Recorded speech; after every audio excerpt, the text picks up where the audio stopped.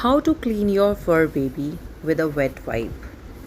For that, first of all, you have to take a wet wipe which is pet friendly. Now, the question comes how we have to do it. As you can see me, I'm starting from their back and their body. Never touch their face in a very first go because that irritates them and they feel very fearful and they run away from us. So try to wipe their hands, their body, and their lower belly first. You can easily see that Gucci is trying his best to just run away. So, my advice would be grab them really tight.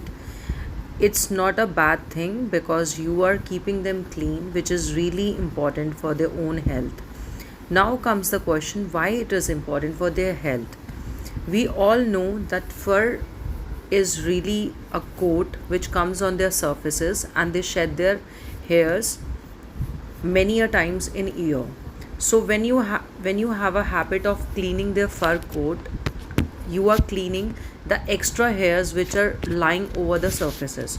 So when you clean it, there are no more hair which is available there. So when your fur baby is going to lick their body to clean it, it is not going to be there, and that makes your cat stay healthy.